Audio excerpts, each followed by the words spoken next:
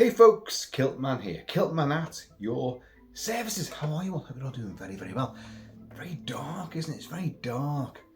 Very subdued, very atmospheric, I hope. We've got a great big unboxing to do. A great big unboxing. So saddle up.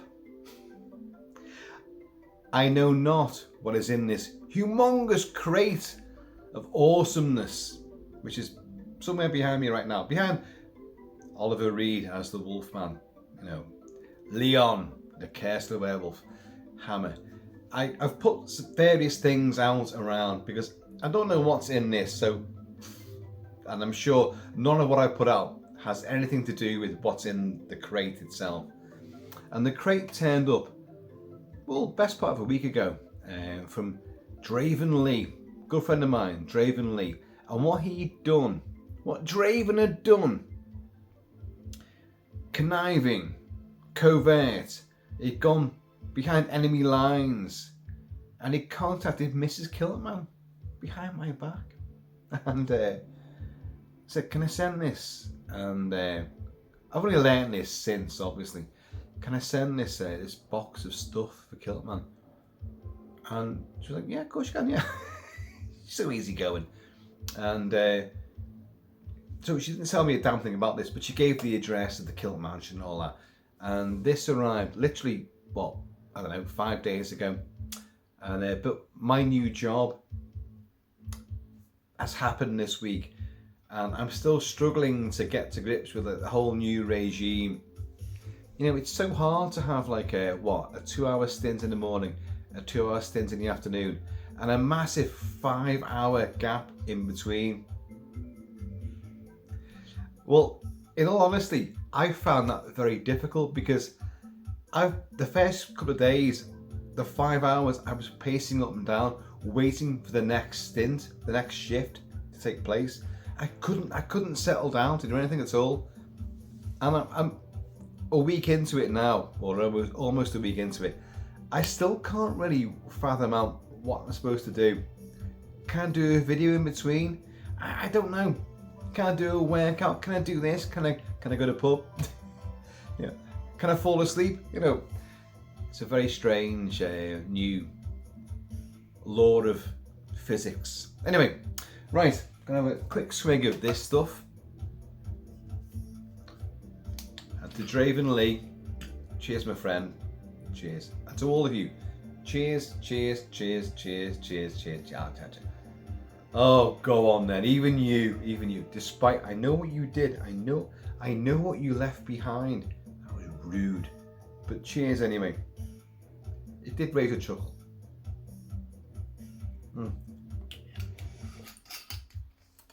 Right. I'm now going to reveal to you the enormity of this package box. I think there's two things together. I think there is. Behold. Oh.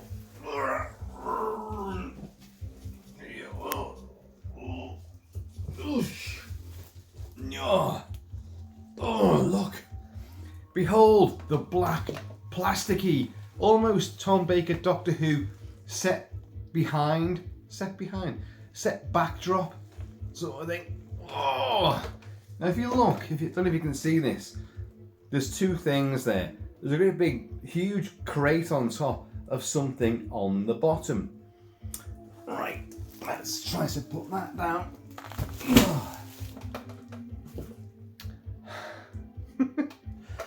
Yes, I've been working today and I've also gone out afterwards because the job I'm now doing, I can drink anyway. There's no point denying it. But the job I've got now will drive even the most temperate of personalities to drinking largely, hugely, brazenly, and massively liver destructively. Anyway, preamble over. Let's use the ski and do. It's really well wrapped as well.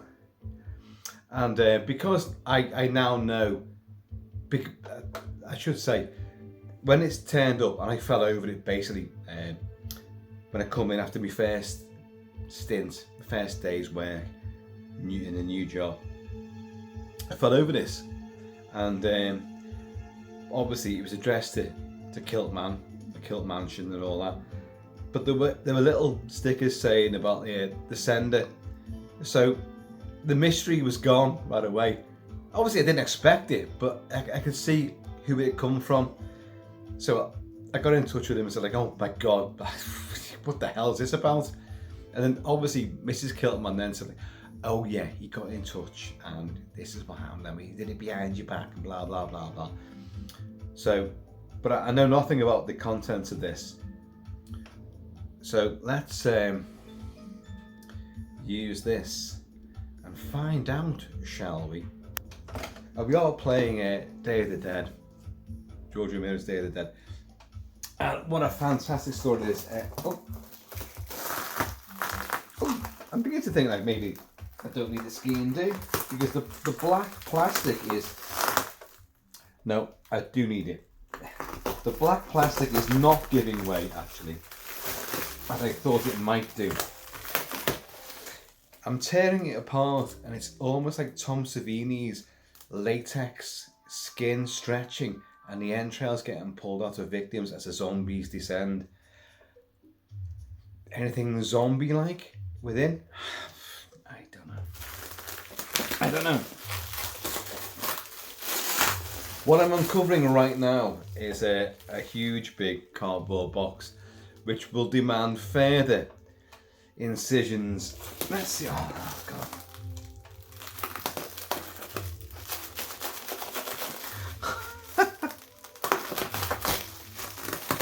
There's a lot of hacking and slashing.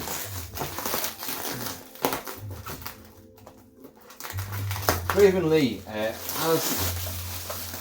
the surname would suggest, is a massive fan of Bruce Lee and Brandon Lee and the Chop Socky movies of yore. And I've not really done too well with this. Okay, I've took out the black baggage, but we're left with a rather large cardboard box. You can't see it. Should I lift it up? Do you want me to lift it up? Do you want me to lift it up? Ah. Oh, well, lifting it is now gonna ruin it. Okay, no, I won't lift it up. What could weigh like that? A statue. I don't know. Munitions. Oh, we've got 1,000 rounds of 7.62. I could use it. I could use it. Oh, and we now have bubble wrap. Oh God. Now, to be fair, I messaged Draven Lee and said like, oh, this has arrived, and you know, my God, massive humble thanks and all that, like, and he has got back and said like, be careful how you unwrap this, because there is something beneath, which is, so there's a great big box sitting on top, and then underneath there's a rather sort of like that sort of width, but a huge rectangle, and I thought, like, well, it's got to be some kind of like a painting, you know, or poster, but framed. And he kind of said the same sort of thing. It's like, yeah, be careful, because there's a, oh, I've forgotten now. Was there a print there or something? And just because, oh, that's great bubble wrap. The cat is gonna love this stuff. This is really heavy. You get industrial bubble wrap, and then you get like sexual bubble wrap. This is sexual. That cat's gonna come in here now. That's gorgeous. Ooh, well, now we have a dusty piece of Oh my word.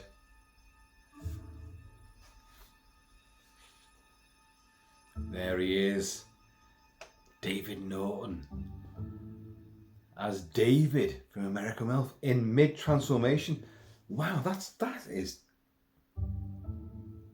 Now, who did that? There is a name down here. You know, for a great second there, Draven, I thought maybe you'd done this. Because you can tell it's clearly, you know, someone's... Oh, look at that. See, I'm looking up close. Look at that. That's astonishing. Why am I playing Day of the Dead? Let's go into American Werewolf. My God almighty.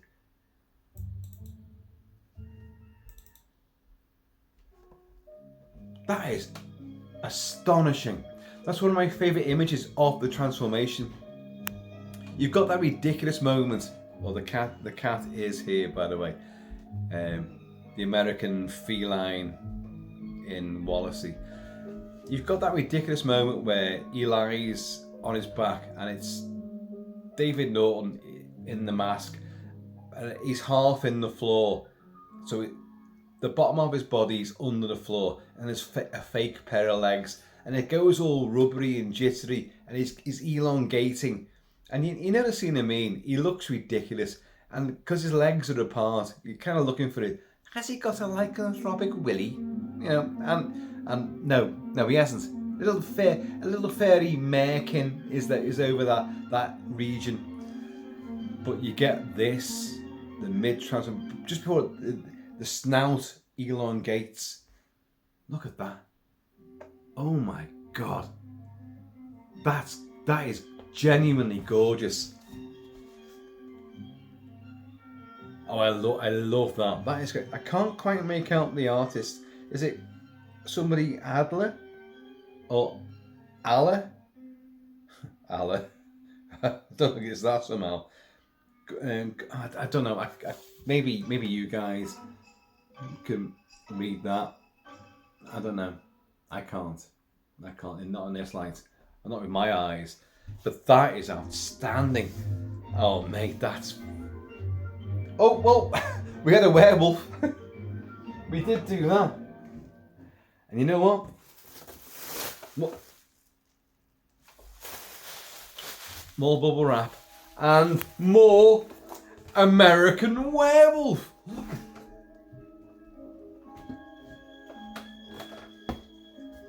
Oh, sweet Jesus, mate.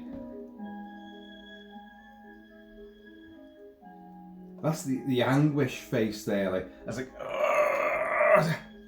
I don't want to grow me snout anymore. Look at that. So that's before that. That I think comes before that. So it'd be that, and then the snout's beginning to elongate. That's pretty good, doesn't it? And I'll finish it off. They are absolutely gorgeous. Same artist. Oh, I don't know. The name is still down the bottom corner here. That looks like a different name. Oh no. It is the same name, but I still can't read it. Oh, Jesus, mate. Absolutely bloody big wow. That is an image which you don't often see depicted. We watch the movie The Transformation over and over again. A lot of us do. Of course we do. And, you know, lots of fans put stuff on social media. Those are stills and pictures and artist renditions. But there's an image which is a bit more striking and different. But it's so obviously, you know, David transforming. David has left the building, you know, and now the wolf is here. The beast is here. Oh. Is there going to be more American Elf stuff? I need to fortify myself with some of this stuff. Draven. I'm actually stunned. They are magnificent. Oh, so many big thanks. So many big thanks That sounds really crap, doesn't it? But I really mean it. And it works so well with the music, doesn't it? I should move him and put them up. I might do it in a few minutes, I don't know.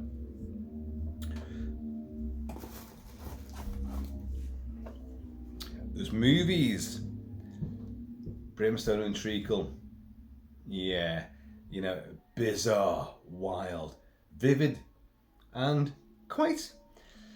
He got Sting in there, and Joan Plowright, Susanna Hamilton, and Denham Elliott. Denham Elliott, the great stage and movie and TV actor, Denham Elliott, giving it loads and living it large. For what is about to happen, may God forgive us. Brimstone and Treacle. It was a very controversial movie in its time. But Sting was doing a lot of this sort of stuff at the time as well. Like, he was moving out of the, sort of not moving out of the pop industry and obviously the police. But the guy was such a charismatic character that movies obviously beckoned. And I can't say, no one could say he was a great actor. Even he wouldn't admit to that or lay claim to that. But he had a presence without a doubt. A bit like, oh God, Julian Sands, God rest his soul, went missing in the Sierra Nevadas and was found after the winter had melted away and they found his body. But Julian Sands was a very wooden actor, but he had talent, but in a lot of movies he was supremely wooden. And many would argue that Sting was the same kind of way. He could Sting could sing, but could he act? Well, he had presence, but could he act? No, not really. But it's still a great movie. I have already got it, but it's a great little sort of reminder that there's films out there, KILT-MAN, you haven't reviewed. And I've got a horrible feeling I know what could be coming up at some point. Because there is a film that Draven Lee has pestered me for years and years to review. And I've let him down so many. I do apologise. If it comes up, I'll tell you and I'll go, this is the one. He knows what it is.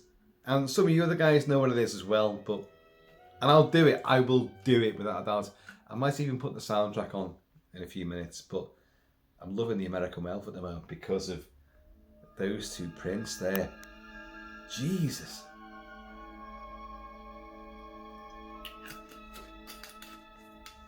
Oh, I can see an upside down face of a guy that it actually is this guy. It's Oliver Reed. The famous great British actor and drunkard, raconteur and wild child, an absolute complete crazed lunatic that we all love and adore. Collapsed in a bar in Malta. My mate was actually in Gladiator and he's in the scene. I've told you this a million times, I know I have. In the extended director's cut, Commodus gets 2 Praetorian Guard because obviously Maximus survived the assassination or rather execution. At least give me a clean death, a soldier's death. Boof, gets away with it and becomes a gladiator. And but Oliver Reed took out all the cast and crew, not the other film stars. Not Russell Crowe, not Richard Harris, not Joaquin Phoenix, not David Hemmings, another renowned drunkard, not Derek Jacobi. None of them. He took out the lowlifes, and the extras, just supporting cast and all the crew members, and bought all their meals for him and got him pissed as farts. And of course, engaged in a drinking contest with a bunch of sailors. The Reedster, oh dear, came a cropper. It was going to happen regardless. But what a guy, a genuinely great actor as well. Problematic, troublesome, became, you know, a slave to his own ego and his own celebrity status. What's wrong with that? You know, my mother, big Kilt mama, hated him. My dad loved him. But my mother always said, but by God, he could act. And that shows you. And look at his face. Look at his little face. It's a little boy at the seaside. That's a little boy's face at the seaside, just having fun in the sand, building sandcastles, having ice creams, and just giving it loads. But evil spirits. I do know this book. I haven't got the book, but I do know of it. So, Draven, you've done another great one there. I wasn't the best because I killed quickly. I was the best because the crowd loved me. Win the crowd, and you'll win your freedom. I will win the crowd. I will give them something they've never seen before. They'll learn from me. There's something in it. Oh God! Oh, hang on. No. I've got it now. There's a great big box within a box here. Oh Jesus! That is a big box. There's a lot of padding around this. You know, I've been in a Chinook where there was a lot of strangely white padding around certain bits of equipment, and it can't. Oh, there's a lot of this stuff. There's a lot of this, a lot of padding, and some of the really big, great Poppadomus. Oh, put it down, Kilt-Man. It's not working, obviously. But we have another box here. Oh, Jesus. Right, okay. Oh. It's opening. I don't know if you can see something there. I can't.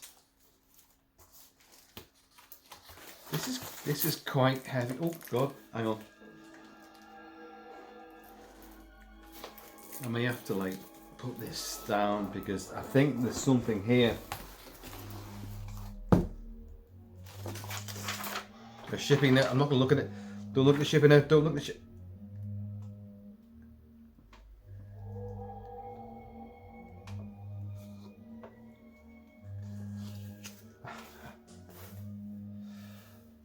Oh, Draven, mate. The cat's out the back there, digging and doing stuff. I can see what he's got here. And it's this. It's Rick Baker. Mate, I can never afford this.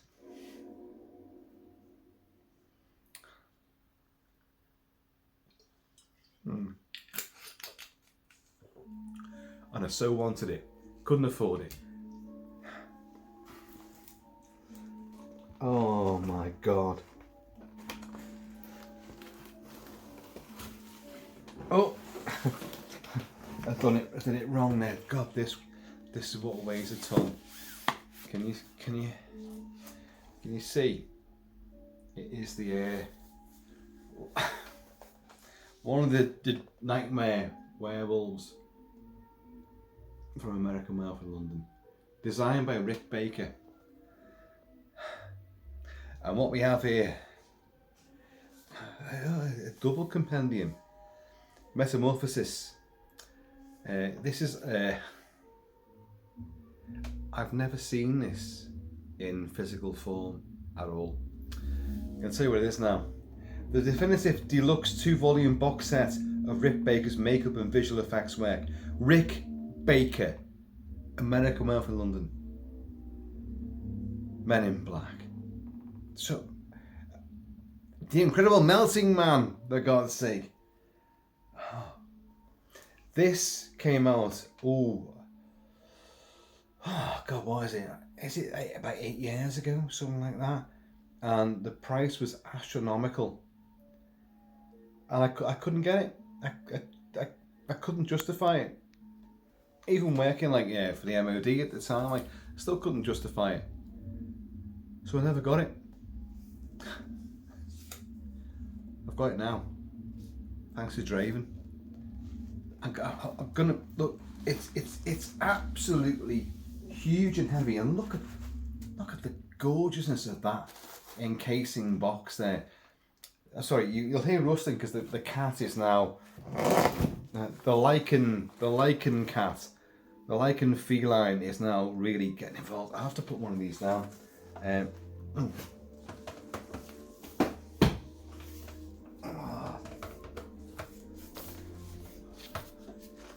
These demand a separate video, certainly, without a doubt. There's Rick Baker from the Wolfman, the 2010 remake of the Wolf, Benicio del Toro. I've discussed it a lot. What's on the back there? it's all Rick Baker, I presume, with almost Necronomicon or all like Hellraiser Lament configuration. Sort of artistry, imagery around him. But of course, what's inside? These weigh a ton. These really do. Oh my god. Well, straight away, we open up on Men in Black. So great, massive gatefold imagery. Well, that's not gatefold, but you know what I mean. Lovely glossy full page. And it's Rick Baker describing his. It's hard to do this, you know. Bear with me. It's basically all of his makeups for many movies, horror movies, fantasy movies, comedy movies, and in describing how he did it, what he did. I hope you can see this. It's going to be very hard to show you properly because it's just so big and heavy. But and obviously, that's the Wolfman from 2010. My God, look at that! And his makeup effects for that version are outstanding. Look. Now that's got to be Anthony Hopkins. That one of the many versions of the Anthony Hopkins, the father figure, when he transforms. Do you know what? I'm a bit like, oh my God. Del Toro on the blades, you know, the ice skating and rollerblading blades to accentuate the legs. Dog Soldiers did it, of course, but by far one of the best looking Wolfmen ever is that version, the Del Toro version under Rick Baker, because he's making the Lon Chaney Jack P. Pierce version from 1941, which you all know how much I love that movie. And of course this movie, the 2010 version for is it Steve Johnson, Joe Johnson? It's a Johnson. It's like Die Hard, Agent Johnson. No, the other one. That version is outstanding. He's huge, he's muscular, and he's massively imposing. But he has that thing which I've always said about werewolves. I love American Werewolf. I love a massive hellhound on all fours, but huge and muscle man. And it's clearly this is not a normal dog. But I prefer the bipedal, standing upright, 7 feet tall, the howling style. But they might not have to have the big snout on them, but just have a semblance of humanity. If you've got that and they're leathery skinned, but they've got humanistic eyes, and the visage is basically human, but it's hairy and monstrous, that's more frightening to me personally, because it shows the in-betweenness of man and animal and the beast within. has just come through. Once you've got a big snout and gone all fours, well, you're an animal. It's still scary, don't get me wrong, it's still scary, but I love that. This is a genuine, look at the guns, look at the arms there working this. Gremlins, of course, oh, Gremlins. I'm gonna find it very hard to show you a lot of this stuff because it's weighing loads. But my God, and that's only one volume. That's volume 2. That's volume 2 from 1990 to 2019. Of course, Rick Baker did retire. I'm sure he's still a consultant on various movies. I'm absolutely genuinely positive he's a consultant. I want to put these down properly without the cat leaping on them. Let's get this one. So this is Rick Baker, Metamorphosis, Volume 1, 1950 to 1989.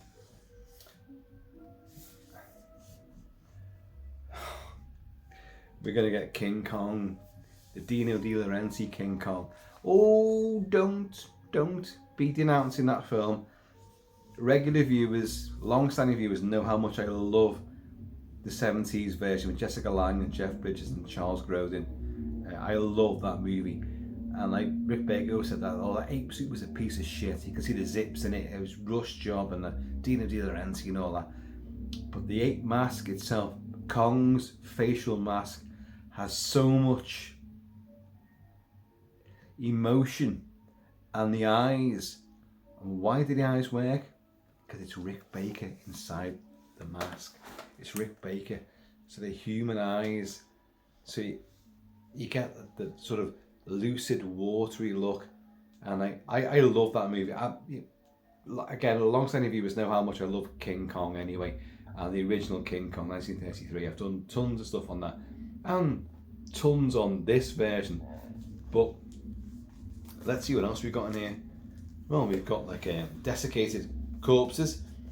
We've got people being ripped to shreds, and I think we're on American Wealth here. I'm sure we are, because the amount of rips and shreds there. Yes, it's Griffin Dunne. Griffin Dunne being prepared for his corpse-like appearances in various different ways throughout American Wealth. And of course, we know that Griffin Dunne went through a sort of out-of-body experience. He sat there in a makeup chair as Rick Baker piled on the latex. People with a thin face, so not me obviously, a thin face, they piled on the latex, which means you can rip into it, so you can get like there's a sense of depth to the scratches and the wounds. And he was sitting there gradually watching himself be destroyed, ripped apart and decomposed.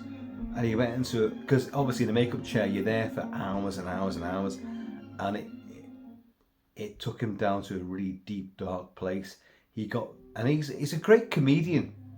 He's done a bit of stand-up as well, and Griffin Dunne is a great sort of, impromptu improv raconteur, full of anecdotes and that. But it took him down big time, and that book's really heavy, and I just slapped it down on my thumb. I think I've broken my thumb.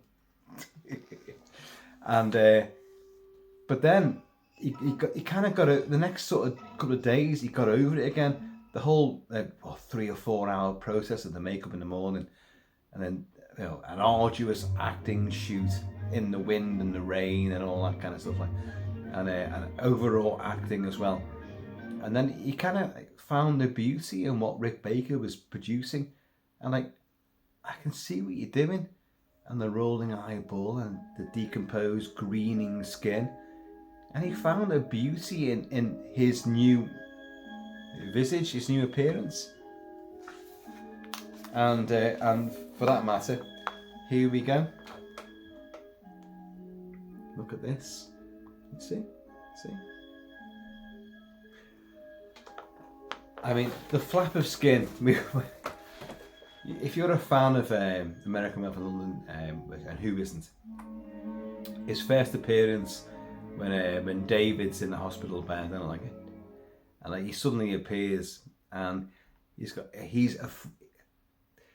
very freshly livid and gory and bright red, and there's a flap of skin on the trachea, you know, hanging loose like that. It's flapping away, and when you're watching, you can't take your eyes off it. It's a mistake. It was Rick Baker never meant that. I'm sure this book will tell you this as well. That was never meant to be like that. It's meant to be sealed down, just part of the wounds, but it came loose. And like John Landis, the director, went, you know, that's great because it would be like that, loose flapping skin. It's still leathery and attached in some parts, so it's going to do its own thing. And my God, it works. And well, you can't quite see it on that shot, but it is in that moment there. So these are like obviously test photographs of Griffin done in the most grotesque of makeups. There's loads, folks. I wish I could show you all this. Here's the bit I mentioned before about the most ludicrous moments in the transformation when he's lying on his back, and you're looking for his wolfy didgeridoo, you know. And anyway, but there it is. There's a lengthy section on American Werewolf, and why wouldn't there be? He won an Oscar for this. Let's not forget that. There's loads on it. Oh my God. Draven. The Funhouse. Gunther. The Funhouse Freak. There's obviously like a test version for him, because he's the son of one of the the Funhouse caller, what do you call it, you know, whatever, and a ghost. And so this horrific progeny is he's got a split face, and well, here you go. I've reviewed the Funhouse. Got a great score as well. I could put it on, but my God, I wonder, does it go back to Melting Man? There's King Kong here. I'm not gonna. I can't possibly go through all this. It would mean a separate review. Yes, we have the Incredible Melting Man. The Incredible Melting Man. A really naff, bloody awful movie, which I think I've reviewed. I'm not sure, but we all love it. We love it. You know, you haven't seen the sun until you've seen it through the rings of Saturn, and then suddenly something happens, and the astronauts get nosebleeds. They all die, but one comes back and becomes the Incredible Melting Man. So he melts at a very rapid sort of rate, and leaves bits of himself behind on the trees and all that, and the shrubbery. But he has a craving for human flesh. Why?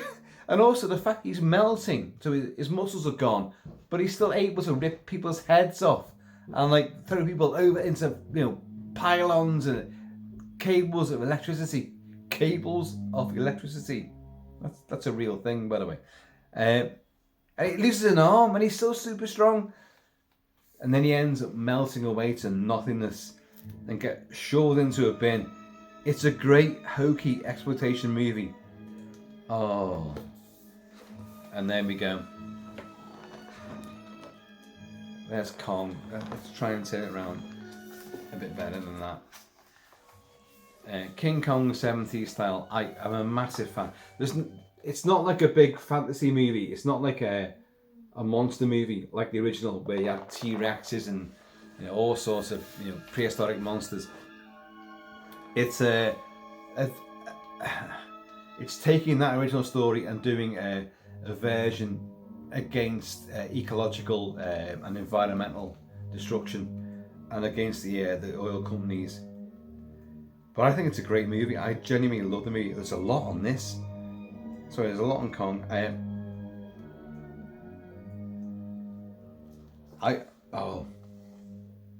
It's alive. The great, mutant baby in the sewers movie. And if you look here, you can see the. Oh God, this book is. These 2 tomes are huge. Oh, there's the monster baby there. Look at that. And it's got fangs and claws, and it rips people to shreds. It's a wonderful film. Oh God, I forgot the guy's name who made it. Tell me there. Oh, what's his name? Oh, I was gonna do my head in that now. Did loads of like hokey Larry Cohen made the movie, and there was like 2 sequels to it. It Lives Again, and then Island of the Alive, and they're all great workings on the same theme. Brilliant stuff. But oh God, these weigh a ton. I actually genuinely I'm massively blown away. I wanted this collection of books, this set, for so long, and never could get away with justifying it. Never could. And now I don't have to justify it. and look, let's look at this.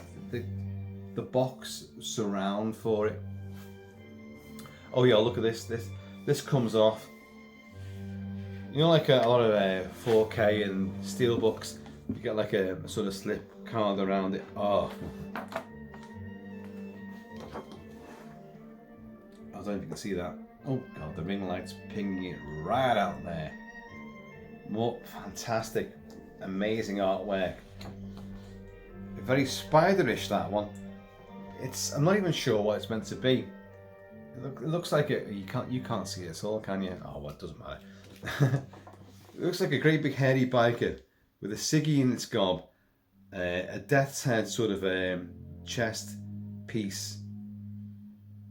It is a spider. It's a spider. Shit, it's a spider. If I turn that off, maybe you can see it. Maybe not. Oh, maybe you can. That's actually a great big spider. I'm not sure what it's from, but it's a Rick Baker design, obviously, and that's on the outer the rear of the outer case of this fabulous 2-book compendium of Rick Baker's outstanding artwork and contribution to movies. Yeah, you can see mandibles and sort of the spidery eyes. Look like sunglasses, but the spidery. Yeah, that's a bit freakish, that. And there's an outer wrapping, obviously, with other things he's done before. Wow. I don't know where we go from this, apart from even further, because I'm absolutely already blown away by that.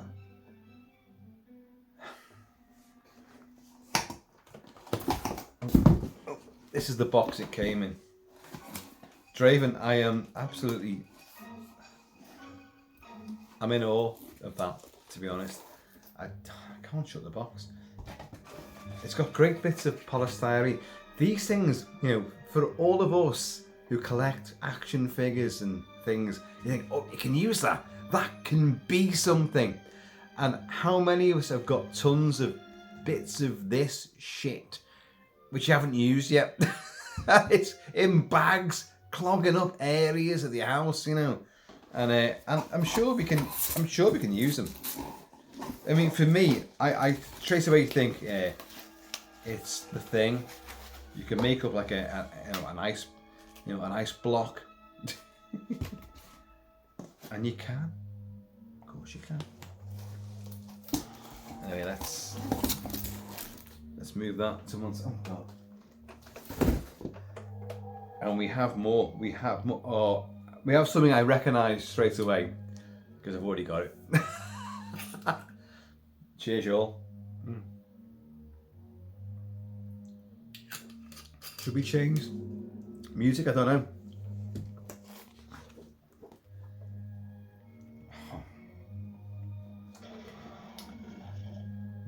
Dracula. Is that... Oh, I forgot her name now. What the hell is her name? Mekala? Oh no, I have genuinely forgotten her name. But there's an old vintage lobby card. How amazingly cool is that? And how delectable is she? You'd fall for these, wouldn't you? You would fall for that coming towards you. And the fangs come at you, but you're entranced. And like I've got 2 bites on the side of my neck here. I kid you not. I always find that, you know, you get the summertime and you know me and bites, spider bites, mozzie bites, midgy bites. Get them all in this country. Never get them anywhere else in the world, but I get them in this country. Only in later life. It's funny, since I started drinking whiskey, I started getting bitten. Connection? Oh, I don't know, maybe. And this morning I had literally 2 bites on this side of my neck, and they're kind of like the blobby things, like they're wide and sort of pale red, but you're like, oh my god, they don't even look cool. They don't even look like I've been bitten by a vampire. So I'm not happy about them. They could be better. Make them more severe next time. But we're back up the cemetery and there's loads of water and obviously tons of trees. So mozzies and all sorts of other bitey, stingy, horrible, bitsy, bobsy, insecty things are rooting the boot, and yeah, they got me. So that kind of like rings a bell. And yes, I know what he's hinting at, I know.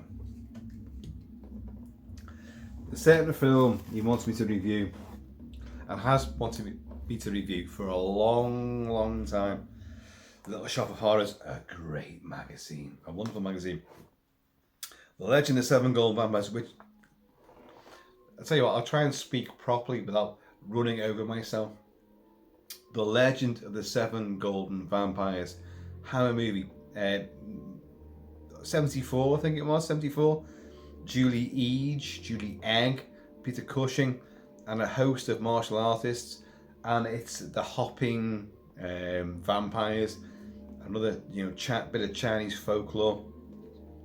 I've reviewed it big time, and I loves it. I've got one of the masks from it as well, which Trick or Treat Studios did. And you've got Dracula's in there too, but he's a bit part player basically. But it's a brilliant movie. And this magazine is bloody awesome. So there's a lot. I won't go into it now, but it's going to be in depth. Let's put it up there. Ooh. The Dark Side. Brycey. My old mate Alan Bryce. Video World and The Dark Side and Infinity. You know, he's a great character. A massive fan of obviously all the films that we know and love. And a supporter and also creator of many film festivals and conventions, and we never actually met, but it'd be great to do so one day. So what's in this? Dario Argento versus the BBFC. Who's in charge of the BBFC right now? The BBFC was once in the 70s and 60s and 70s was called the British Board of Film Censors. They are now known as the British Board of Film Classification. And who's the president of the British Board of Film Classification? None other than, unbelievably, and I know I've said this before, I've talked about this quite a lot in the past, but it always amazes me. Natasha Kuplinski. It's a sexy name. It's an enormously sexy woman. Brycey would be proud, and she was a BBC newsreader, and then she went on Strictly Come Dancing, the highly now controversial show, because they're all into drugs and they're all like, gropers, and they're all like pedos and nonsense and all that. And that's just behind the scenes. But Natasha Kuplinski won it. I think it was season 1 or season 2. She bloody well won it. And she's enormously attractive. And she's about like 85 now. No, she's not. She's probably younger than me. But she's enormously gorgeous, and she's now in charge of classifying films released into the UK. And they still censor films. Don't get me wrong. They still do. Murder in My... Oh, yeah. He's putting a lot of hints in here. The film he wants me to cover is The Fearless Vampire Hunters, or Pardon Me But My Teeth Are In Your Neck, aka Dance of the Vampires, 1967.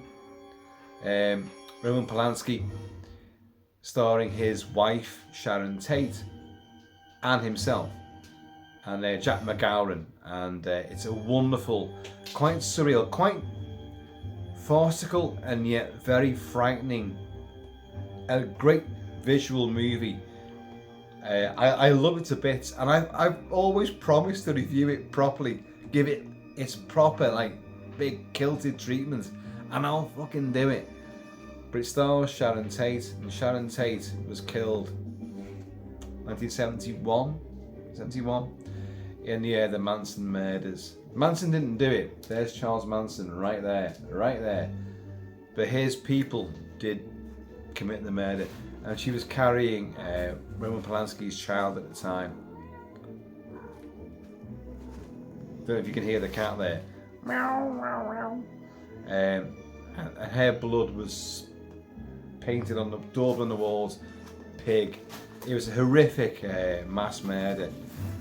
And there were girls that did it, and they got sent down. They got caught. They got sent down. Charles Manson himself didn't do it, but he inspired them to do it. And he's a fucking natter, you know. But I know that Draven Lee, you're a massive fan of Sharon Tate, and what a terrible. She only young as well, and she's had quite a career beforehand, TV stuff and movies, and was quite. Do you mind? I'm talking quite seriously here. There is a small tabby. You can hear it pouncing right now. It's going for stuff within the bubble wrap. The amassed bubble wrap here. But yeah, an absolutely tragic, horrible, and very notorious murder spree, because she was a well-known celebrity, and Roman Polanski got a lot of flack for it as well. Like, he was to blame. I think didn't he stand in front of the image, the effigy of Pig in his own wife's blood, and the mother of his slain unborn child. He stood there. He's basically accusing all the the journalists of like sensationalizing this and like blaming me. What did I do? Anyway, Bloodstone, the magazine for vampires. Vampire, the truth behind the trilogy. Vampires, pagans, subdom culture, the connection. This is an older magazine, but you can tell because, well, obviously it is, but also the little price, £3 on it. Yeah. Razor Babe. That is, what's her name? Eileen. Is it Eileen? Eileen Daly. It does say. I didn't read that. I was trying to remember. Now, she's still going strong. I'm still a good friend of Alan Bryce, and goes to all the conventions. But these are like fanzines, and I've got tons and tons of these, but I have not got this one. So that's brilliant. There's more. There's what's this? Oh, there's two things here. That's got to be the Fog. That's got to be Captain Blake. That's got to be, and of course, that's Rob Bottin, Rick Baker's protege, Rob Bottin. Tell me that's not Captain Blake. Tell me it's not. I'm gonna come a cropper here, aren't I? Oh, they're prints. I didn't realise that was a magazine.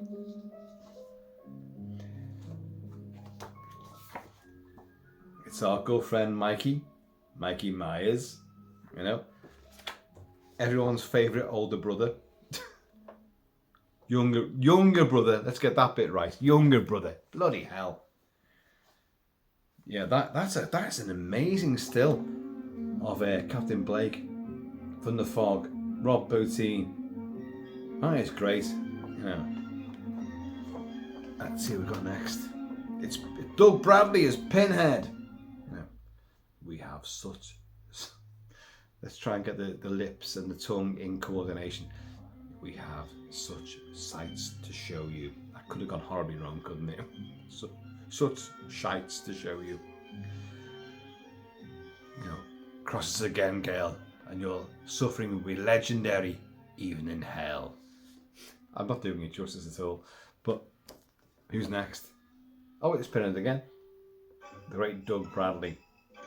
Oh, I love black and white prints. I love them. There's probably more here. There's another big book. What's this one? Little Shop of Horrors again. The Kiss of the Vampire. An awesomely great movie. Whoa! How can you possibly deliver all this on that movie? How can you?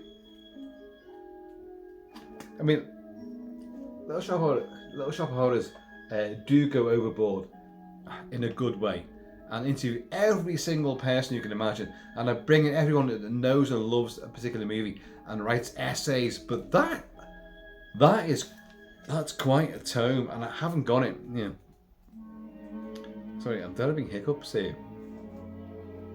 That's not a good trait, is it? Up there, I've just seen something there. Oh, I can't show you because it won't come out too well.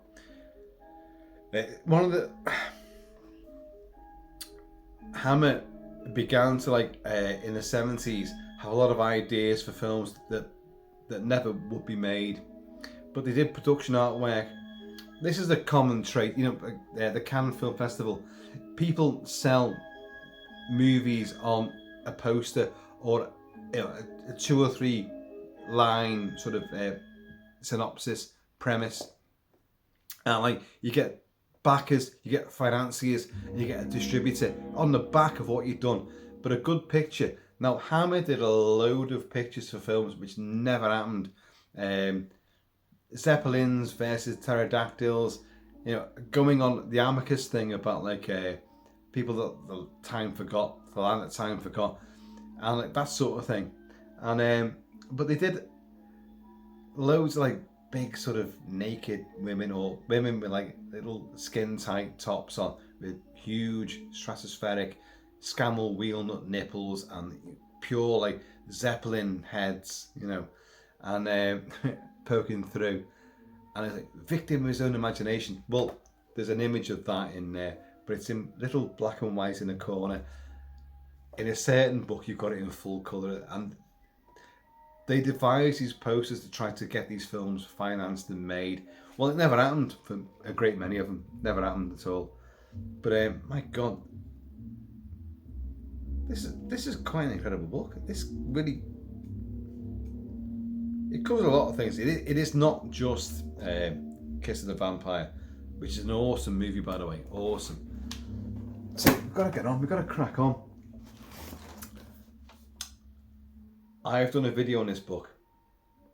I have this book already, and it's a wonderful book without a doubt. Draven loves Bruce Lee and Brandon Lee. Loves his martial arts, but is a massive, devotee of Bruce Lee, Little Dragon. And I do have this book, and in fact, this version I can already tell is better than mine. Why? Because mine, the spine has come adrift completely. It's hanging on literally by a sinew.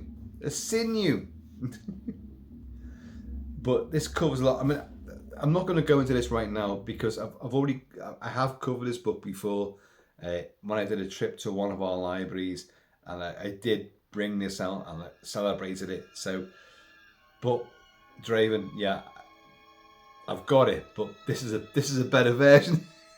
It hangs together. Mine kind of doesn't. Mine's given way. That spine is lifted, you know. bolo has crunched it up, and all the vertebrae falling out. God, I don't know. There's still more. What's this?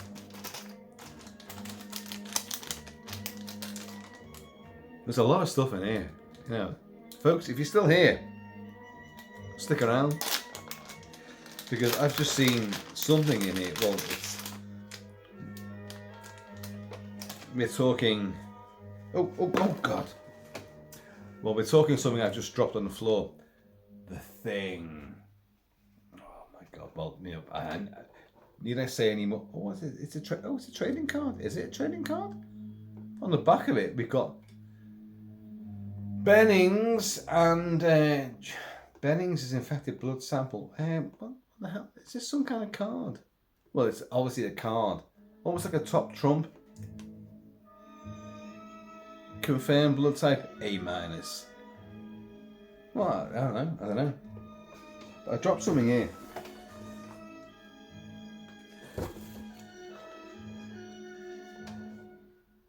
The Thing.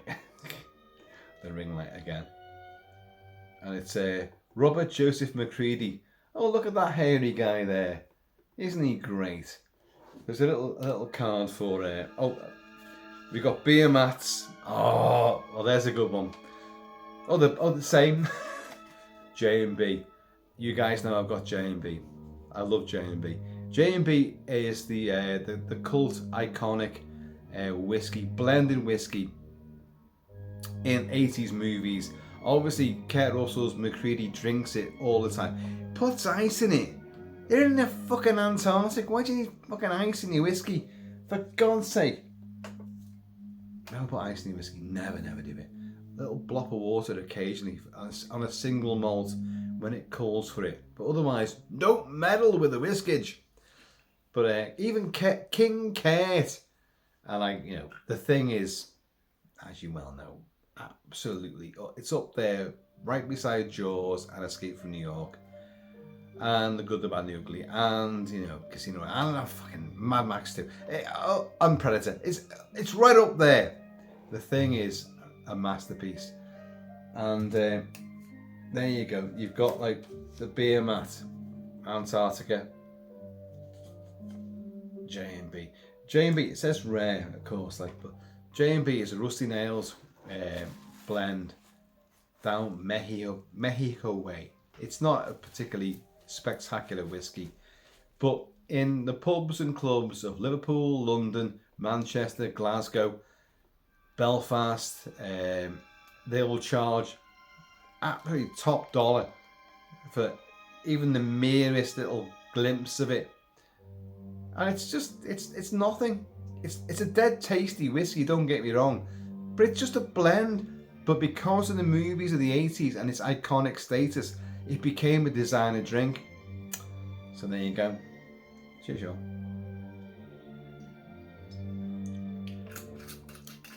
I do an emergency reserve bottle of J&B.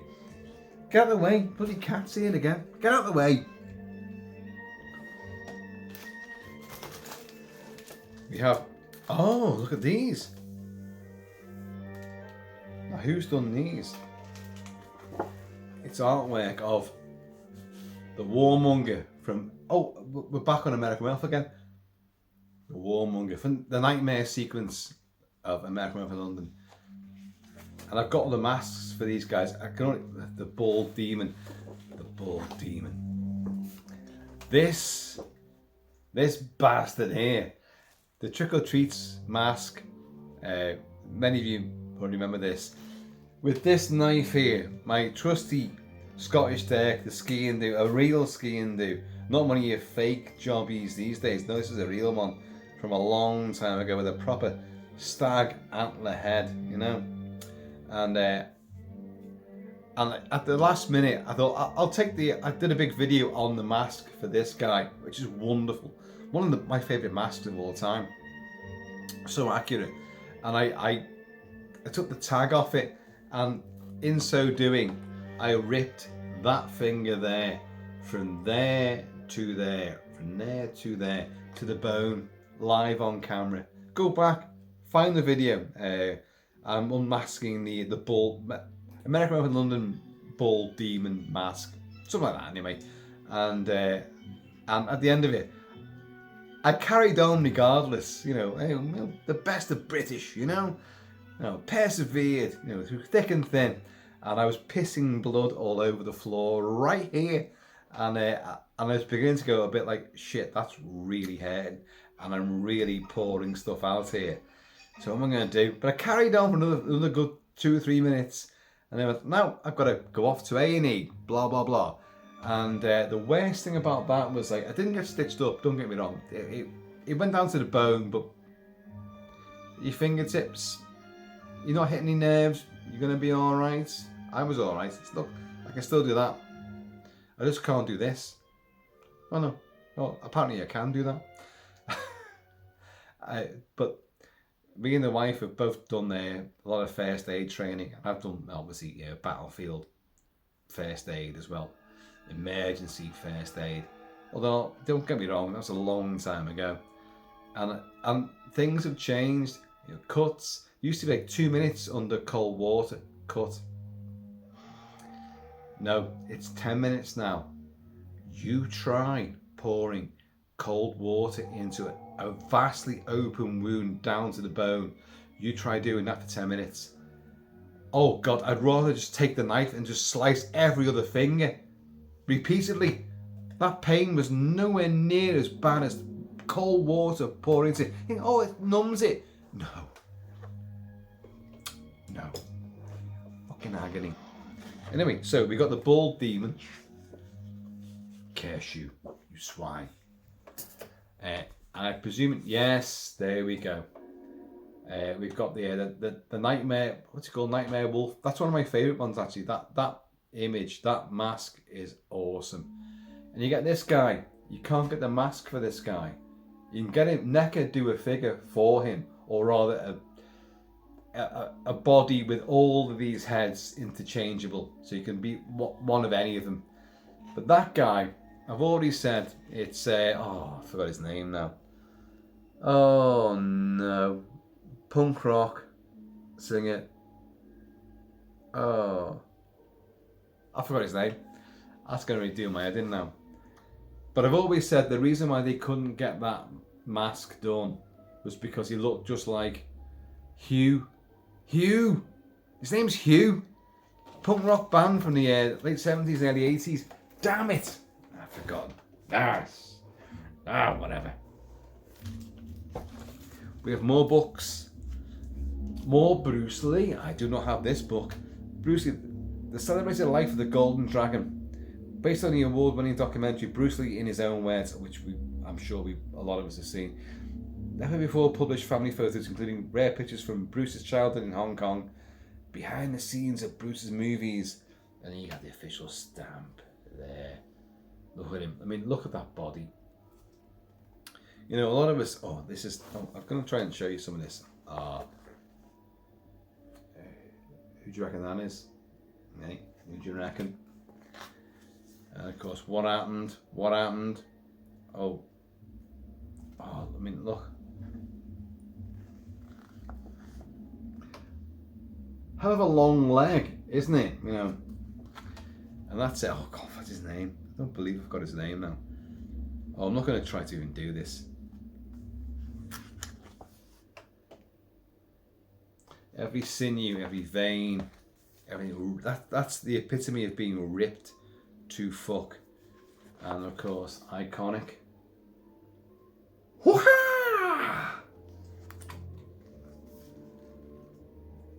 I did Taekwondo. I did Jeet Kune Do as well, and Wing Chun. I never really.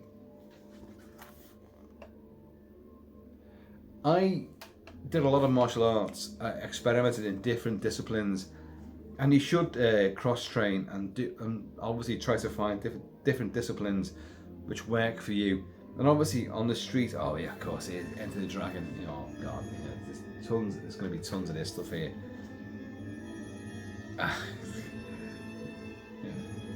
The sneer. Bolo. There you go, mate. He's called Bolo, and I'm pointing to his bolos as well. I don't believe I've done that. But what you should do, I'm going to put that over here. Learn multiple disciplines, because in any given scenario,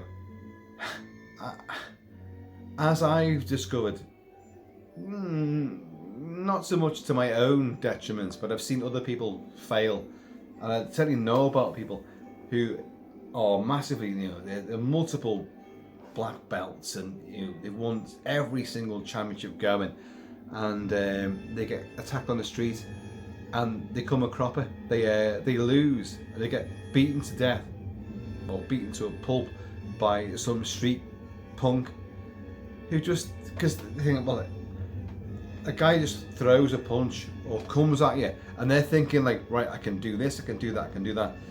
Instinct should take over, but they're like, no. And I've heard it so many times now. Martial artists who train extensively still get killed on the streets, and like, there is the thing about like you shouldn't use, if you're a trained martial artist, you shouldn't use your hands and feet as weapons, because then you'll get done for GBH or murder, murder. But what's the point of fucking training? It's self-defense. It's the whole modus operandi of doing it these days, and for the last few decades, to be honest.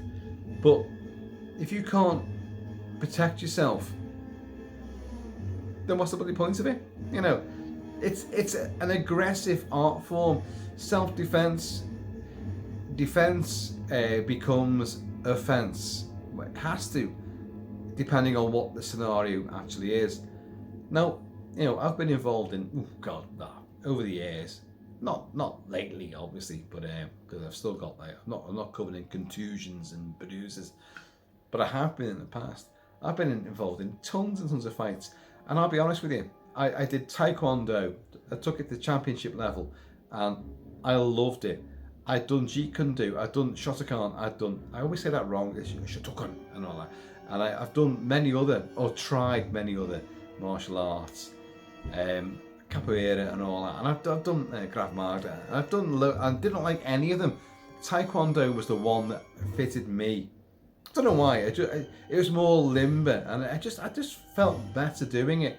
And you've got to find the thing that means the most to you.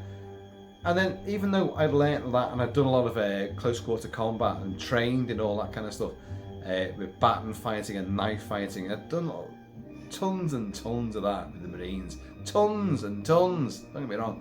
And but in various skirmishes, sort of like circa mid 90s to mid 2000s, I didn't use any of those disciplines at all. I went back to roundhouse, just knockabout stuff, just punch them on the chin, punch him on the nose, punch him here, rabbit punch them, and get some body blows in, take them down, and just put your foot on their chest. Not their face, I'm not that nasty. And they're basic, knockabout, foundation stones of fighting. It's boxability, basically. So a lot of martial arts, it's great discipline, and it is great discipline, and it's great choreography for movies and things. But on the streets, you see lots of like TikTok stuff of someone like in Indonesia, he takes out like 3 or 4 goons with a few roundhouse spinning kicks and like and all that kind of shit. Like, really? Well, if that's genuine, that's 1 in a fucking million, I can tell you that. Cheers, Joe. A down good kick in the bollocks will drop anybody, including a 23 stone fucking lesbian, coming at you, with battle axes, because they're the worst, we have more. We have hammer glamour. Come on, the ladies of hammer. Right, so, who are we going to get in here? You're going to have Ingrid Pitt, you're going to have Caroline Munro, Kate O'Mara, Martine Beswick, Jacqueline Pierce, Veronica Carlson, Yvonne Romaine, oh god, the Carlson twins from Twins of Evil, Madeline and the other one. Forgot. Oh god, but it's going. Oh. Apologies to any ladies watching this, but yeah, we're going to indulge in a bit of femme fatale lady stuff. Also, sorry, who's this then? I do recognise her, but I can't think of who she is. And also, I can't. It's like a Dracula. So we're back in we're in the 70s now, like, and sort of multicultural 70s. You had, darker ladies. And why not? Raquel Welch. Yeah, back in the days of fairy bikinis. I've reviewed that movie. I've reviewed a lot of Hammer movies. It's a great film. And she's outstanding in it as well. There's the iconic image, of course. On the volcanic isle. Oh, God. Oh, the sleeve's coming off. Damn it. Ute Stensgaard from Lust for a Vampire. Yeah, she was... See, I'm saying this, you can't see it, can you? I'm trying to find... I'm hoping... There's a couple of pages stuck together. Oh, Victoria Vetri. Yeah, another prehistoric movie. Maybe. I said movie twice then, don't know why. Oh, here it is. A BBFC trigger bait. Blood on breasts. Lust for a Vampire. Ute Stensgaard. Yeah, look at that. Look at that. It's an incredible image. When we were kids, and we had all the Dennis Gifford books on pictorial history of horror movies, and the other guy, I forgot his name now, horror movies and terror movies and all that kind of stuff. And we got all those coffee table tomes when we were kids in the 70s. And then BBC would show these films on the horror double bill, on Saturday nights. And we'd see these, and they'd be cut down a fair bit, or not, as the case may be. And you'd be like, oh my God. But that was, BBFC absolutely fucking hated that image. Blood on breasts. But the weird thing was, she was the aggressor. They were like, you can see they were like, oh, hang on. Blood on breasts is meant to be like a trigger for like rapists and murderers and sexual fiends. But the woman's doing the killing, so the blood on her breast is not hers, it's from someone else. So we're like, I can't work it out. What did we do? Did we ban it? Did we do whatever? Madeline Smith and Ingrid Pitt. The vampire lovers. Yeah. Lesbianism was brought into Hammer. And we all rejoiced. Oh God. Barbara Shelley. Barbara Shelley was absolutely immensely gorgeous. Redhead. A bit of an older girl. Wonderful in Quatermass in the Pit. Well, wonderful in everything she's ever in. Absolutely ravenous. Ravishing young lady. There's a great picture of her. Look at that. Oh God. This could go on forever. That's Veronica Carlson on the back there. Edina Ronay, another one from the prehistoric movie cycle. Yeah. I do apologise for that ring light, but buy the book yourself. Yvonne Romaine, she is the mother of this guy, Leon, Oliver Reed in The Curse of the Werewolf, Terence Fisher. She's the mother of him because she gives birth to a lycanthrope because she gets raped by a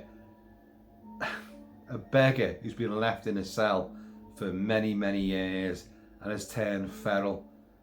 Yeah, the legend's kind of a bit bizarre, but who cares? fucking great movie, which I have covered a lot. Look, we cooked Ingrid Pitt again. Ingrid Pitt. Ingrid Pitt always got her bits out. And a great actress too. Obviously you've got Werewolves there, and you've got Who Dares Wins, Jacqueline Pearce, who would later become Servalan in Blake Seven. Was it Servalan? Yes, it was, wasn't it?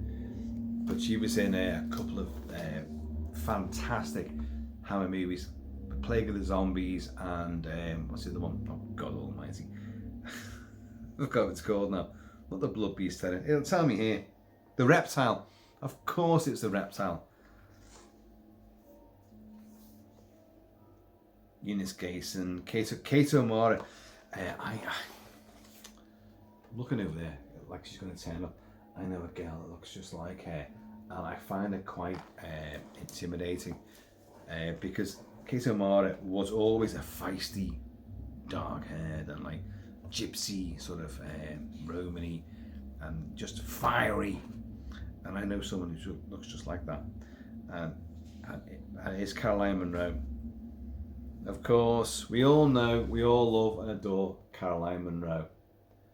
Oh my God. Star Crash, Sinbad and the Golden Voyage of Sinbad. Oh God, what else? My Christ, what else? Captain Kronos, Vampire Hunter, Dracula, AD 1972. And she started alongside Dusty Bin in 3, 2, 1. I did that right. Slow it down. I'm sure I did that right. 3, 2, 1, the game show. She was also the Lamb's Navy Rum girl. Lamb's Navy Rum, as in the rum drink itself. She was in the late 60s, early 70s. She was the model which was advertising Lamb's Navy Rum. And yeah, she's I've met her and Ingrid Pitt. I've told you stories about this. I'm not going to go through it all again. I'm not going to do it. Yvonne Monleur, Joanna Lumley, of course, Purdy. Yeah, she was in Dracula. What was it? Dracula 1870. No, it's the typewriter Dracula. Let's get it right. Jesus Christ. Jenny Linden, Valerie Leon, the statuesque Valerie Leon. Oh my God. Blood from the Mummy's Tomb. Look at her. She was also in the High Karate advert. High Karate was an aftershave. I think she also appeared in Benny Hill as well. And High Karate aftershave was like this. It would drive women insane with desire. You couldn't show it now. And like she'd learn martial arts, like fucking, you know. And the poor guy's going, ah, because he's wearing high karate. And she'd come after him. She'd be a nurse and come after him. You know, I would be fighting back. Well, we could be here all day with that, couldn't we? I know some of you want me to be, but that is another brilliant book. And there's more. I just remember there's something underneath. There's something underneath all this.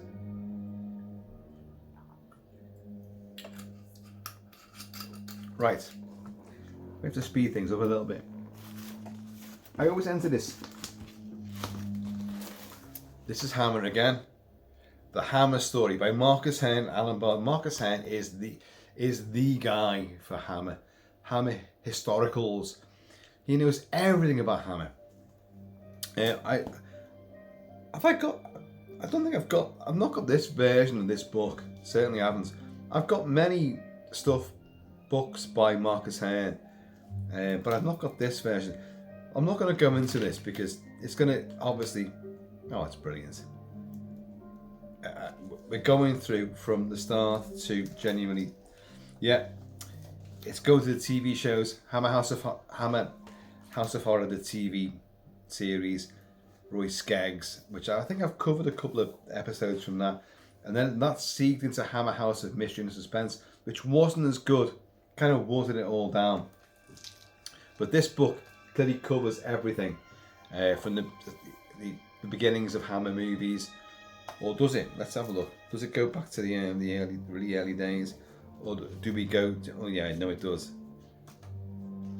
Well, no, it's all the horror movies. It kind of starts off with the Quatermass Experiment. I've done all the Quatermass movies, and a lot of these old movies I've done them reviewed, kilted style. Sorry, I am trying to like get through a lot more because there's so much here. And well, I don't know if you can see that. That's Laurel Nardi. Laurel Nardi. Eh? And who does not love Laurel Hardy? Oh, what is it? What is it?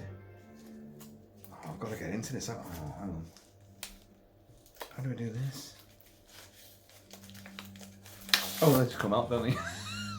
Oh, they're are they metal? These, yeah, it's a dim plate. Dim plate, is it? How can you not love Laurel Hardy?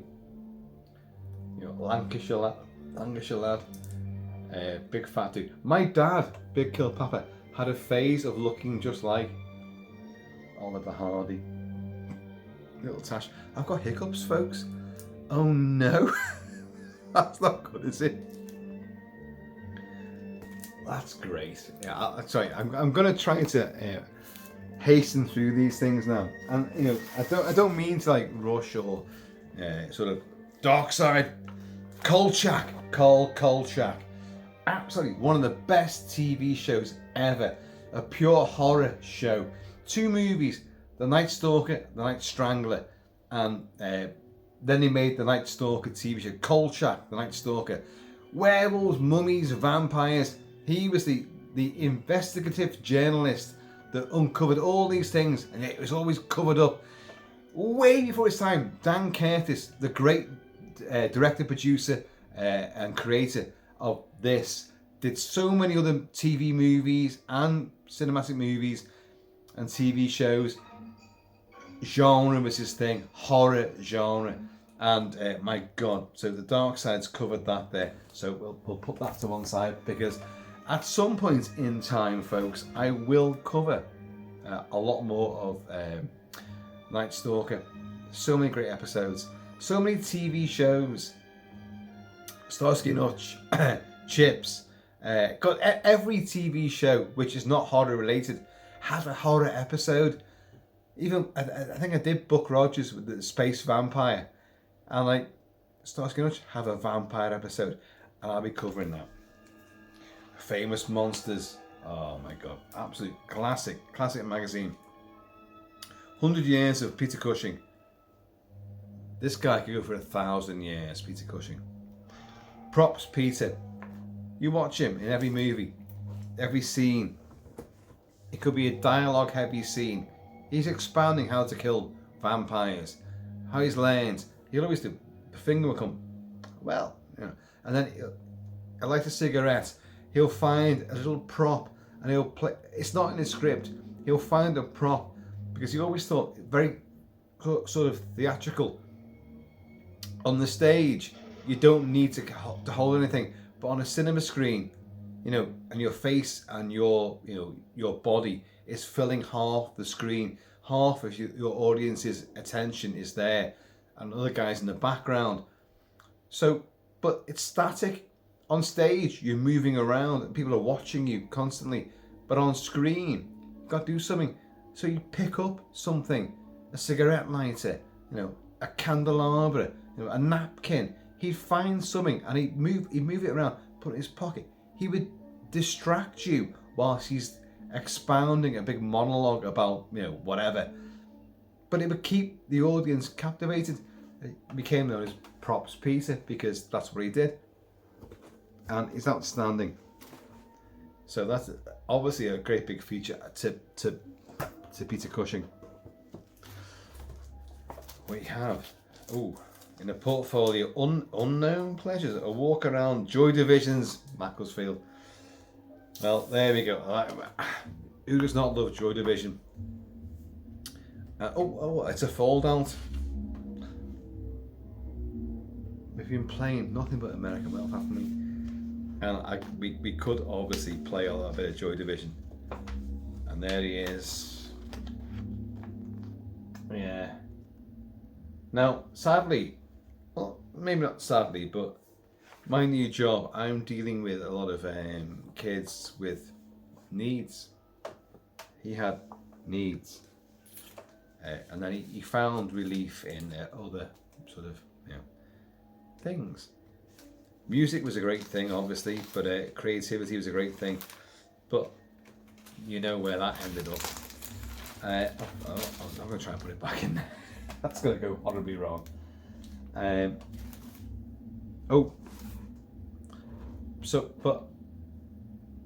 I'm on a bus with a lot of lads with or people, young people, not just lads, girls as well, with special needs, ADHD and other sort of problems.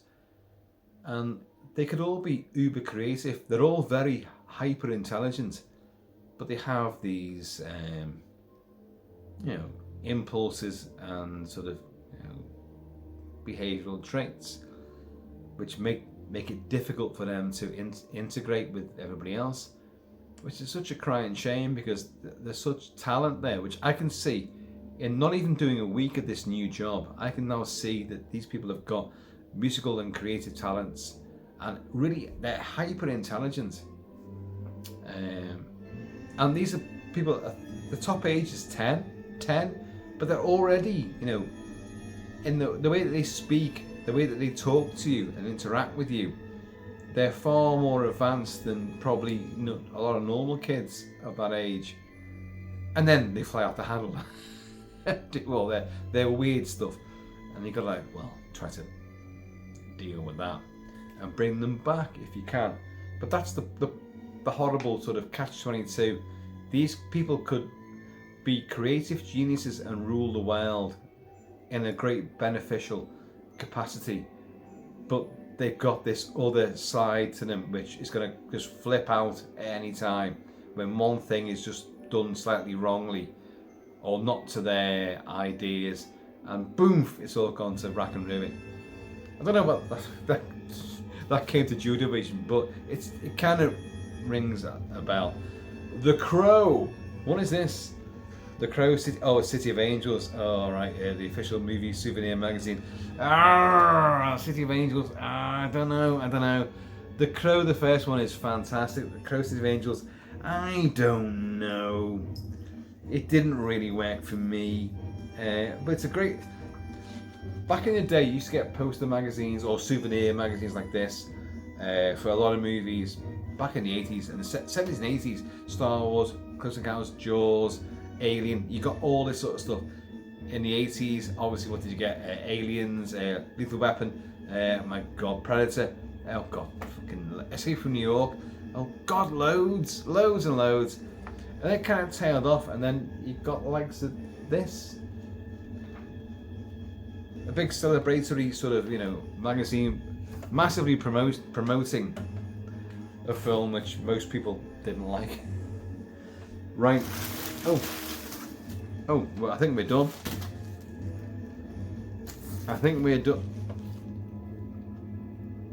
We're not done, are we? Don't know if you can cast your minds back, but I did. There is something underneath this big box I've just unveiled to you all. There's something underneath that box. Okay. Oh, I hope there is. Oh, I got that wrong. I can't remember now. It's been so long since I opened this. I'm sure there's something underneath this.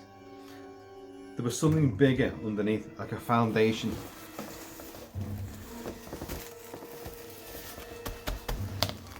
There's something underneath. Well, the weight's gone down a lot.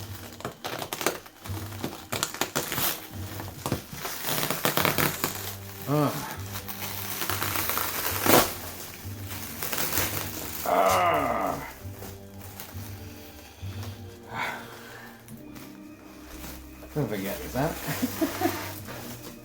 No.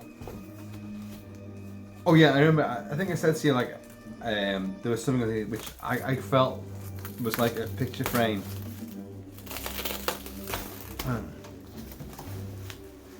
Oh my God, I can't get this out.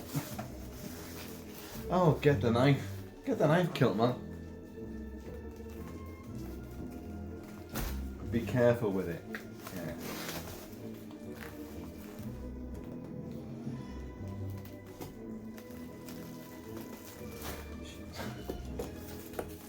You would think that by now, after years of doing unboxings, I should be an expert in this, and I really am not at all.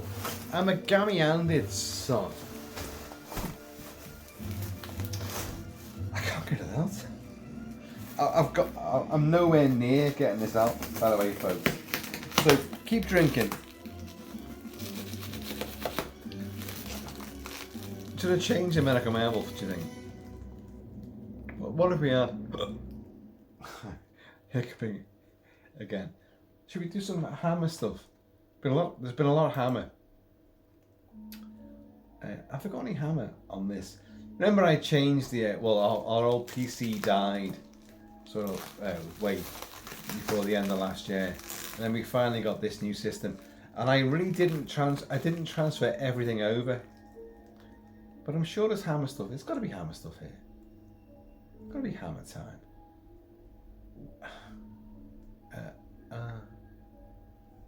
Well, okay. No. We'll do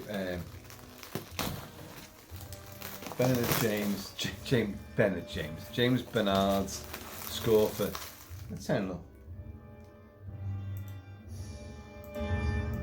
Now, if this is something to do with Dracula, that would be pretty spectacular.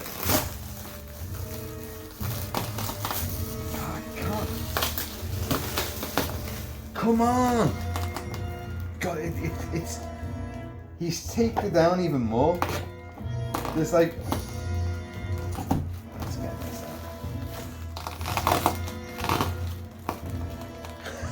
out. Sorry, folks.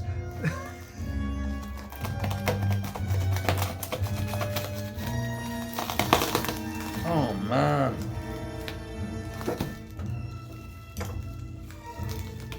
Nope, I'm not done yet with that.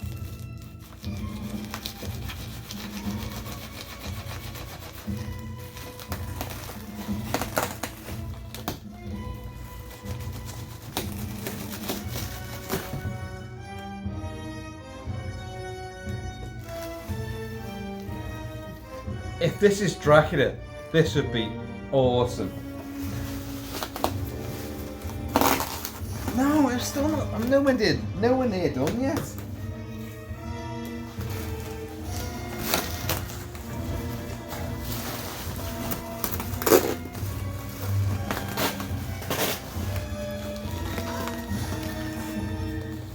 Draven, man. You. God, I can't get into this.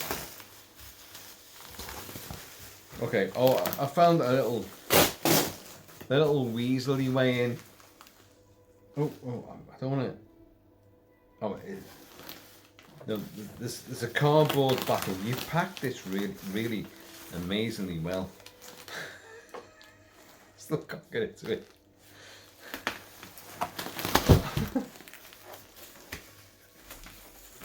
I can't get into this at all. Oh my god. Draven went to a big Bruce Lee convention. I think London. Was it London? And with his beloved Marie. And they had a great time. Only recently. I think we're in. Thank God. Jesus Christ, I'm knackered now. I've been out all day. I've been ferrying ADHD kids to and from schools twice today. Exactly. Boom, bum, bum.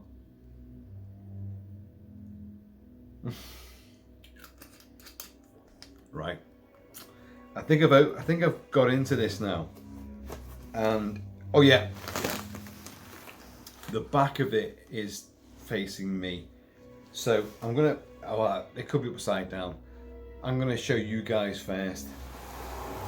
In the time-honored fashion, I'm going to show you. I'm going to shut my eyes now. Now, it could be upside down, roundabout face. I don't know.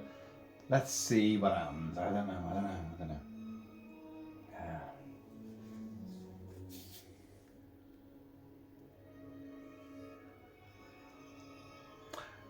That is very definitely an American Werewolf in London again.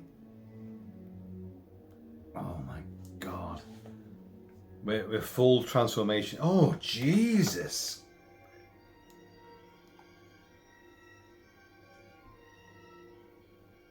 That is... Who the hell is the artist on this? It's the same guy, isn't it? It's got to be the same guy as those. Oh my fucking God. Look at it. Look at that. And it's like, when you take... Look.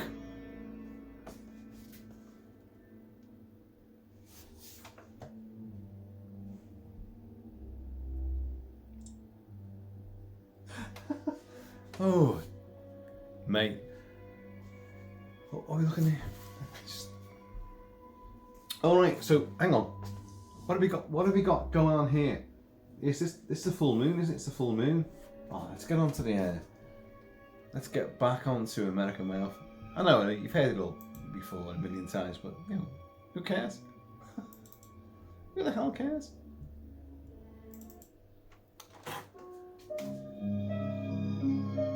Look at that!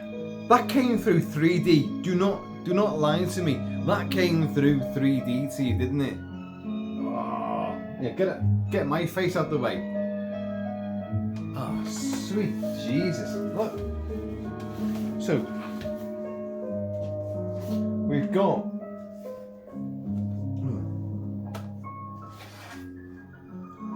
Yeah. And then the face comes out.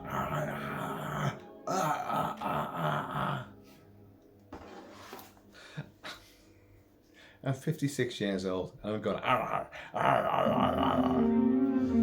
And then you get the end result. Look at it. I massively apologise to him because I cannot read the artist's name, and I want to give him plaudits, and obviously Draven Lee for getting these, but I can't read the name. I'm such a blind swine. Look at that. Seriously, look at that. It's vivid. It's in your face. The eyes are blazing. Look at these. What you can see here as well is a few broken teeth. Now I'll do it now because the Rick Baker book Metamorphosis. I've now buried underneath a huge sway of other books and magazines. Otherwise, I go like, let's see, does it have a broken teeth? And I'll wager it does. I bet you this guy's got it just right.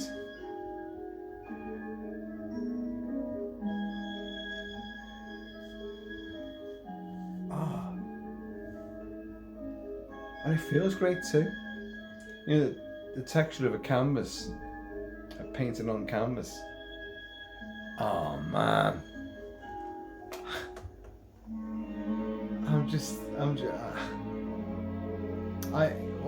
I have many corners of rooms which are shrines to certain movies, and it changes, you know, a lot. A constant is American Werewolf. I've got lots of posters and canvases and imagery and lobby cards from American Werewolf, and I've got a lot of those. Many of you guys remember in lockdown year 2020, we bought a bar. No, we didn't buy a pub, but we bought a bar and put it in the front parlour of Kilt-Mansion. And the idea behind that was and Mrs. Kilt-Man was all for it as well. We're going to make it the slaughtered lamb. Now it never actually happened. We didn't do it that way, mainly because it just didn't happen.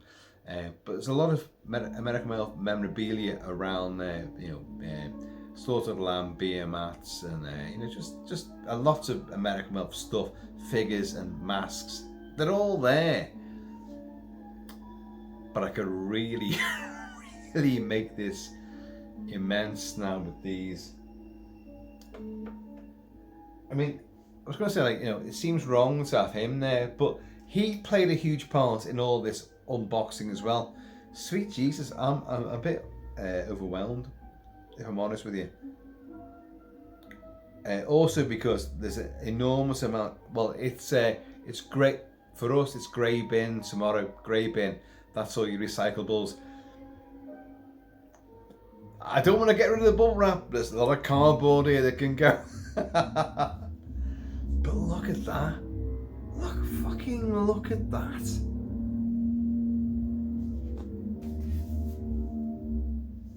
Jesus, that's so fucking vivid. Sorry, I know I swear a lot, but I don't mean to swear when it's meant to be praising something. But fuck me, that's awesome. Oh my god. Is there anything else? Oh, I'm greedy, aren't I? So this was the thing that was lying underneath. I mean, this weighs nothing. It's just plywood, canvas. Weighs nothing at all. Can go anywhere. Like all the canvases, which are lovingly bestowed by our great friend Steve W.7 Smith. You know me, love him. All of these things you see behind, which you probably can't see right now, but certainly this came from Steve W.7 Smith, and there's hundreds of these around the Kilt-Mansion. But the great movie canvases and great artwork, but they're on absolutely totally flimsy and lightweight little backings. So you just a couple of tacks in the wall, badoosh, up it goes. Easy, and you can move them around all the time, dead easy. But there's a massive shrine to American Elf is now hugely enhanced. Look at that bastard there. And the full moon just creeping around in the corner there. A bit lopsided, but from looking at that, but look at what's in your face. Chomp. Oh my god. Well, folks, and Draven Lee, I am let's just see, Oliver Reed's face is right there looking at me. As Oliver Reed being the rebellious swine, not as this lycanthropic hell beast. Thank you, mate. Thank you. The thing stuff is here as well. JMB. Flip side. Frozen hell. Yeah. I don't know what to say other than a massive thank you.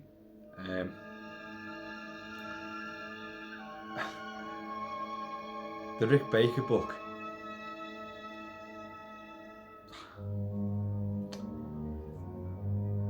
I wanted that.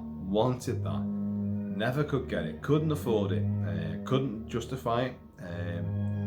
With the with paying all the servants and all that, like the games people and all that, like, oh my god, and the royal protection unit around this place.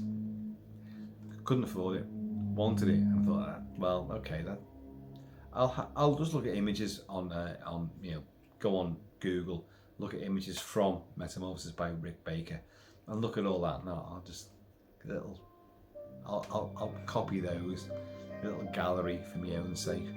But now the book and the double volume book in that massive binder, I'll do a separate video on that.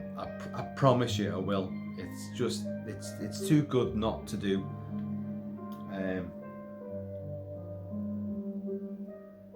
What are we now? We're on 1 hour and 50, almost. It's a Thursday night. I've got work tomorrow.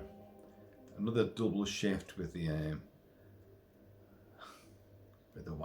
wild feral kids. I don't know. Mate, I'm humbled. Great big, massive cheers to you. I don't know why you did it. I don't know why anyone sends me anything at all. I don't know. I don't know. I kind of like rationalize it by thinking, well, I'm doing something which people enjoy, and that's the main thing. That's always the idea. If you're enjoying it, then if I'm enjoying myself, I hope that you are as well. Someone reviewing movies or talking about things that are going to be coming out, or just talking about just stuff, real life stuff, because it happens, you know. I hope you all tag along and like just you kick back and you can at least get away from, you know, the humdrum of reality for a bit. 20 minutes, half an hour, maybe an hour, or an hour and a half in this case. And just enjoy yourselves and forget about what's happening elsewhere, because there's always something bad happening. Doesn't mean it's going to be bad here. And we've just now explored a lot of films that and genres and literature that we all without a doubt enjoy, because you wouldn't be on this channel if you didn't enjoy all this stuff. So this is great. I am actually totally blown away. It's all great, but there's certain things which the artwork which you've just seen for American Werewolf is mind blowing. The Rick Baker book is just I didn't. And the Hammer stuff, it's motivational for me as well, because I do a lot of, I've reviewed a lot of Hammer movies, and I know there's plenty of people that love me doing the older movie stuff, 30s, 40s, 50s, 60s, 70s, and obviously the Hammer movies and Universal stuff, RKO. And I have been a bit sort of not done a lot lately, or mostly this year. But there's been a lot of other stuff going on, but these things will come. They're going to come back around again. Fear not, they're going to happen again. Hammer especially. There's many more Hammer. I've done my favourites already. I'll be honest, but there's many more to explore. Yeah, without a doubt. So I'm still loving Elmer Bernstein's score for American Werewolf. It's outstanding. It's the simplest, tiniest score you can imagine. It's what? Let's get on this. No, I've done that wrong. 21 minutes, and that includes a 5-minute suite of music for the Metamorphosis, which is not in the movie.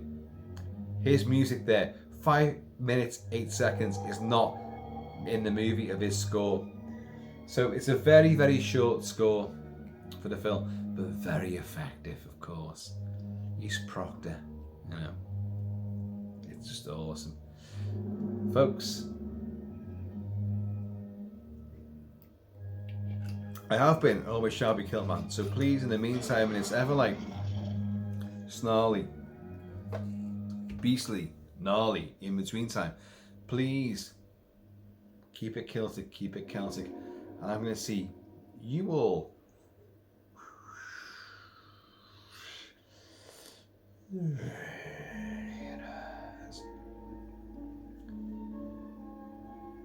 it's my favourite piece of music now in the film. It's so eerie, melancholic, menacing, cold, and like it's lilting, and yet it's like it's off kilter and doom laden. Why do we love things like that? Why? Why did we do that? At some point I will examine that in a future Kilted video. Why do we love horrible things? Oh, there's more things here as well. Brimstone and treacle. Got roasted at the time, I remember that. But it's a very intriguing film.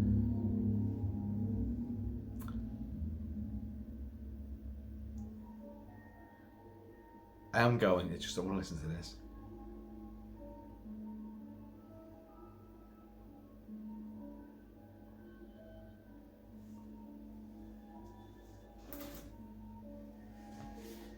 And it results in this.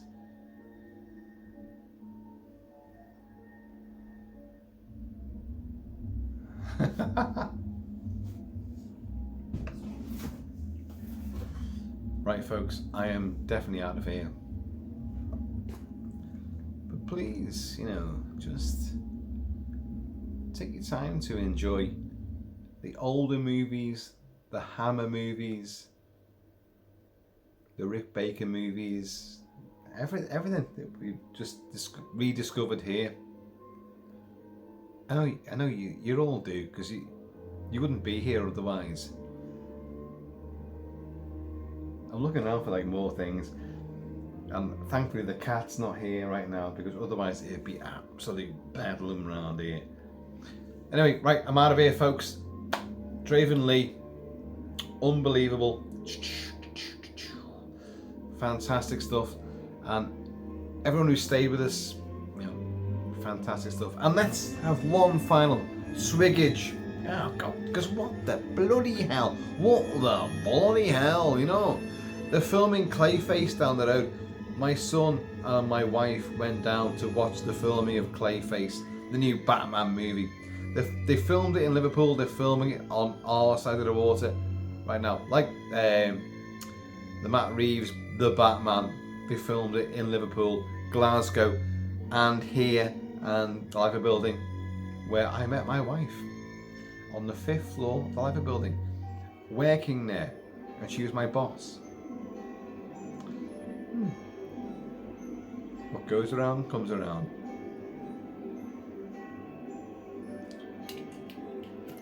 Right, folks, I'm out of here. Please do be careful. It's a very dangerous world. It always was. It just seems more dangerous now. Because everyone's filming everything, so it's in your face. And that breeds more stuff. But just be careful. Look after yourself. Keep your eyes and your ears open. You know, I'm preaching to the obvious, you know, but, you know, well, preaching to the converted, I should say. But, you know, don't just walk around oblivious. You should be able to. You should be able to walk any street, go anywhere, and be happy and be free. You should be able to. But you can't. Because there's people out there that don't like you. And everything's changed. The whole world is changing. It's moving. There's a seismic change taking place. More on that in other videos. Anyway, I'm out of here. Ta-ra a bit. Ooh, wow.